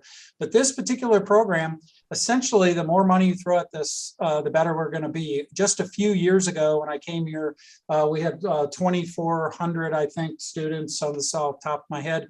And the goal was 5,000. And in a couple of years, we exceeded that. And in fact, we're to the point now where we've exceeded the funding so that the coordinators are now working at trying to equalize the opportunity as opposed to allow students to take a lot of it, which is okay. We're using the resources you give us wisely, but essentially I'm saying any dollar that you put into this will produce success. So as much as I appreciate everything on this list, this is certainly a priority for me. Thank you. President Clark. I would just echo the idea that if we would take out the public and simply say all early college programs, because what we find in the private sector is we're providing these same opportunities. I know Hudson has over 200 high school students this semester alone. And as a result of that, we get no funding from the program. It needs more funding. And I'll echo that for both the public and the private as an expansion. And it does work. It allows them to include that opportunity to step forward, and it saves students money. So it becomes very affordable. I have a niece who did $10,000 worth of early college access in her last year in high school. And, when you see those kind of savings, it makes affordability really pop for those individuals. Quality learning. Absolutely. Hillary. Yeah, I think early college has been a game changer for a lot of my students taking that first step. And we have many dual enrollment classes as well. So the process being streamlined by the community college system and the University of Maine system was huge this year. That really helped us a lot. So thank you for all the people who worked on that, because I can get that information out to the students much more easily. And I think one thing that I've heard some rumblings about is just the pieces of sometimes it does negatively impact kids because they have too many credits. It might affect their financial aid or their option to live on campus, sometimes their housing. So just, and again, I don't have details. It's pieces where like, oh, I need to learn more about that. But to be aware of it in helping students. So I see the colleges doing different pathway things. And here, if you want to go into the health careers, here's your path to do that. And it opens up opportunities for kids for us to really individualize what they do in their junior and senior years. Thank you. Martha. I'll just throw out kind of a question, a comment and a question, which is years ago, FAME had a federal grant called the College Access Challenge Grant. And one of the ways we used those funds was to support early college through books and supplies and transportation expenses. So we haven't been able to do that for many years because we lost that federal grant funding due to maintenance of effort calculations, not our fault entirely. And so I'm just kind of curious if we do look to expand or make a recommendation about expanding that program. For those of you that are really hands-on, I'm just curious whether that continues to be a need in order to get more students to take advantage of it.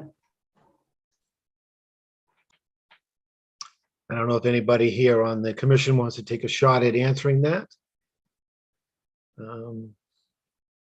While you're thinking about that, let's jump to President Daigle. Thank you. One thought in the early college space that may augment early college planning is to fund or find ways to support college counseling consistent with early college courses. Pro early college courses, I'll echo all the comments suggested that these really benefit students and offer the opportunity for savings.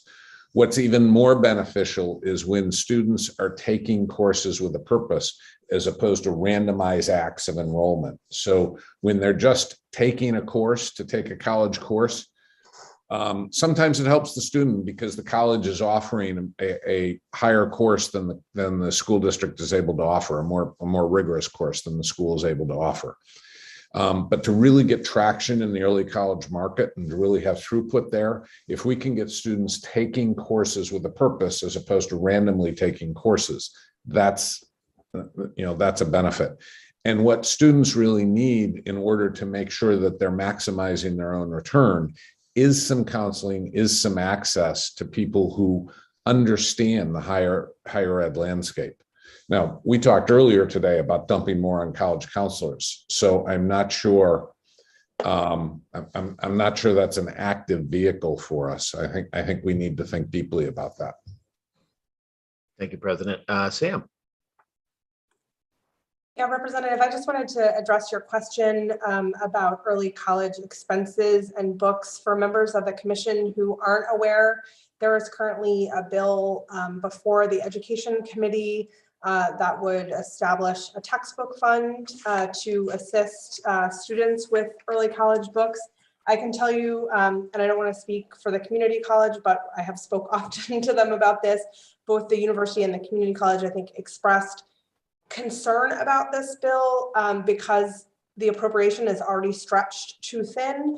And our recommendation was first and foremost for increased appropriation to support enrollment so we don't have to limit opportunities.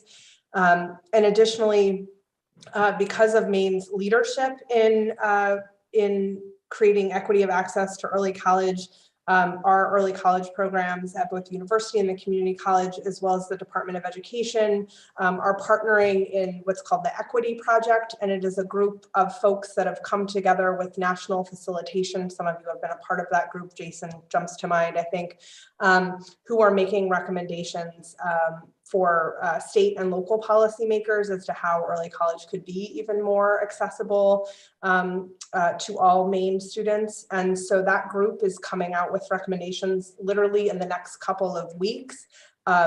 Certainly expenses, textbooks, et cetera, was something noted in their draft report, but it is not the top priority for policy and investment to support early college. So I think our report here as a commission is going to be due before that report comes out. And so if we do move forward on Senator Daughtry's idea to have some spin-off of this group meeting to further refine some of the top recommendations in advance of the next legislative session, we would want to look at that report. But again, the concerns from the higher eds were really about realizing that the pie is somewhat fixed and we believe there are greater needs for appropriations, but also that there were some real questions about how you get money in the hands of students to buy textbooks. And so there were just complexities associated with administration that led us to not feel comfortable supporting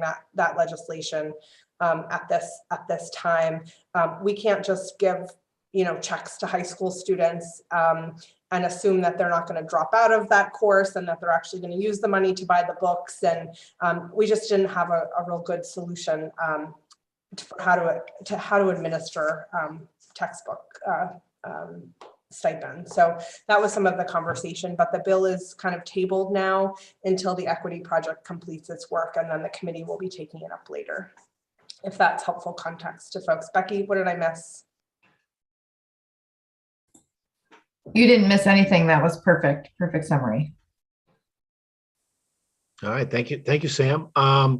We have 8 minutes left.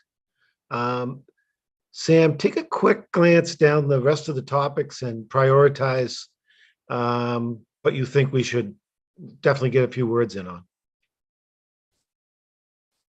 Yeah, I think we've already talked about some of the challenges with new Mainers being able to access aid, and that's something that could be explored in the future. Obviously, Pell Grants are federal, but given how important they are, like the Maine State Grant, to kind of being the foundation of free community college or the university's promise programs, we could consider as a commission whether we wanted to encourage Congress to make more meaningful increases of Pell more of a priority, but obviously our authority in that area is limited.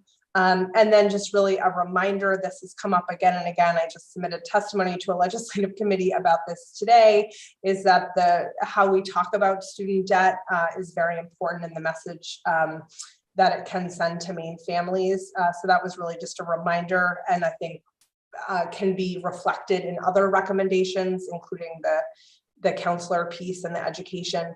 So really the key area that we haven't discussed is something that I think came up, especially from our student speakers last week, and has come up here a couple of times today, is the need for emergency funds, which are currently largely underwritten by the institutions through private giving, but may not be as extensive as is needed. And if the commission wants to make any recommendations about that, and consistent with the point I just made about the early college books, in addition to saying it's a good thing if folks have ideas of how it would be structured, in a way, realizing that, the state can't just, write individual checks for, to Sam and Becky for gas money, and to Ed and Jason for textbooks. So thinking about how you would structure supporting emergency funding.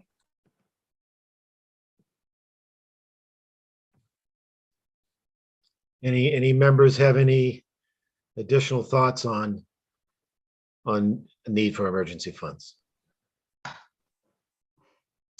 Looks like Martha has her hand up. I have a real hand up this time. Lily has her hand up. I couldn't find my emoji quick enough, sorry. So I would say, as far as administering emergency funds, this is something that my college access team talks about a lot. We know that this is a problem for our students, and anything that creates a barrier for them not to finish, obviously, is not good, whether it's from not getting that credential to also being able to support any student loan debt they may have taken out. So we think administering at the campus level. So if there were to be some kind of funding or an appropriation, that campuses would apply for what they need based on the early college programs they support. And I'm not saying that has to be limited to publics. I'm going to put that out there for President Clark. But if that appropriation could then be allocated based on an application process at the campus level, and then the campuses would be able to administer that more directly and effectively. I will say also, to address Sam's question about giving high school students money for books, it was a very challenging aspect. And when we administered our federal funds, there was a lot of back and forth with school campus bookstores and vouchers. But yes, we did not just fund students directly. We would send money to campuses, and it was time consuming and it was small dollar amounts, but those smaller dollar amounts were very big and impactful to the student, but it was a labor of love. Oh, thank you for those comments, Martha. Ron? I was going to weigh in on the needs for emergency funds, and I guess I don't have a quick solution for that, but I will tell you that it's more difficult to answer that question right now because we have had the benefit of CARES Act monies and HERF 2 and HERF 3 monies to solve a lot of emergencies that have really occurred during the pandemic. And so it does leave me wondering, what's this going to look like afterwards? Because we do have a generation of students who are here and have been since the pandemic, who I'm not sure where their expectations are around emergencies, but I'm not sure that we really have anything close. I know we don't, anything close to provisions for dealing with the large scale situations that we had where people were so adversely affected and they had multiple emergency situations that we hadn't seen before. And I don't know whether this commission can really solve that particular problem. I mean, my overall attitude is that if we're taking care of the basics, which I think this commission is trying to do with affordability and completion, that may be the best that we can do this time around anyway, and trying to be, again, somewhat practical given some of the other comments and given the time constraints upon us. But that's a concern. May I throw in something else, Representative, about the prior discussion about new Mainers? Yeah, please do. I just want to say, I mean, I've heard David Barber, I've heard Mike Brennan, I've heard others talk about this need in the workforce to try to find pathways for students who don't have documentation. And I wonder if when we looked at the free community college initiative, you know, if we perhaps we weren't looking at it in that regard, but if we could size a program where we at least started experimenting to try to provide relief to that group. And doesn't have to be limited to the community colleges, maybe the University of Maine system, but you know, we have huge resources at our disposal now, but we're doing nothing about it with this group. And even if we can't scale it on a large basis, it seems to me that, you know, if we're looking at affordability and completion in the big picture and how this commission can impact the common good in terms of the needs of our students, you know, I think we need to at least experiment with this and put some money aside to help make a dent here, to build a case and to make apparent what people like Mike Brennan and David Barber are saying that we need. I trust their judgment, and they've been studying this stuff in a deeper way than I have. So I just had to throw that out there. Thank you. No, Ron, I'm glad you did. Being basically a lifelong Portlander myself, and what we're dealing with now with over 1,200 asylum seekers, looking for not only being able to work sooner than later, but housing. I'd be lying if I wasn't a little disappointed that those particular issues weren't addressed in the governor's State of the State. However, those are being deeply discussed within her team as well as the legislature. I think it's more centered around housing, you know, first and foremost, but the education piece is a high priority for us as well. President Daigle, you are on mute. You'd think after 2 years I'd have had that figured out.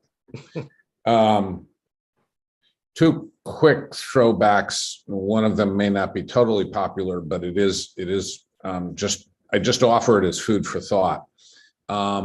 As a pragmatist like Ron, I wonder if when we get to shaping our recommendations and prioritizing them, the emergency funds piece is an area where we can turn to allies.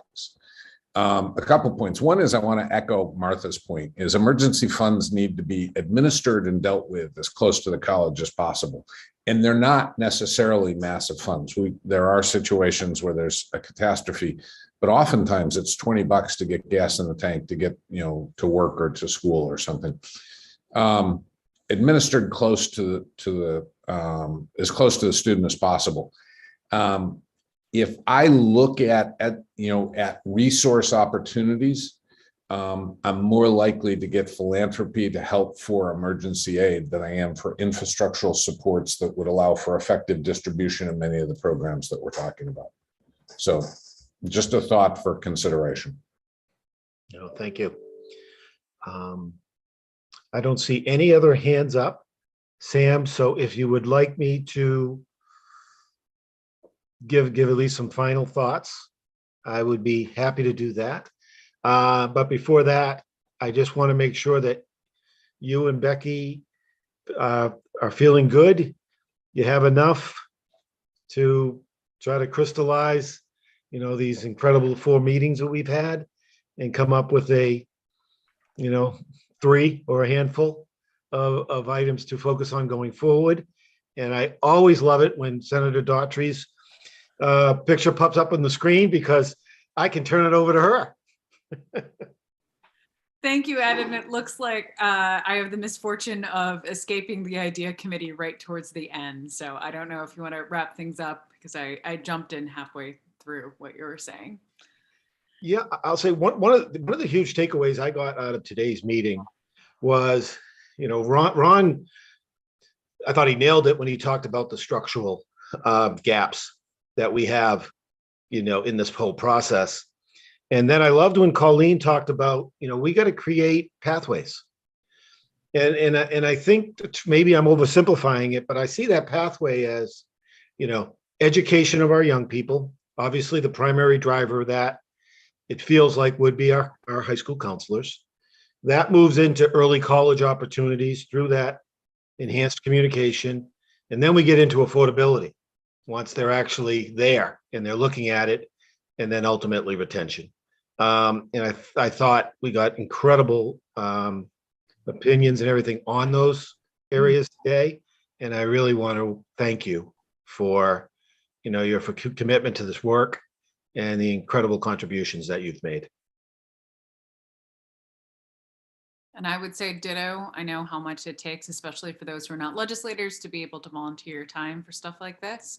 So thank you from both of us for your willingness to serve and for your devotion to all of these different topic areas.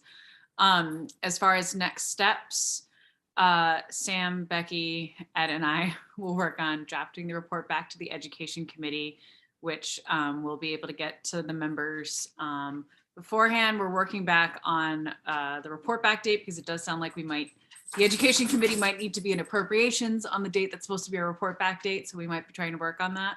But for committee members or commission members to please check their email for the report. And we'll also make sure you all know when it's happening so you can be involved if you want to watch, and about hopefully any next steps that come out of these recommendations. And there's a comment from Colleen, point about pathways with CTE and career exploration and main college system. So any other comments? Sam, Becky, anything you need from us? I'm seeing a lot of Zoom fatigue. I know for a lot of folks on this call, it's been quite the day. Well, with that, I will grab my gavel back and close the end. Thank you everyone for all of your work. We'll be in touch via email and have a great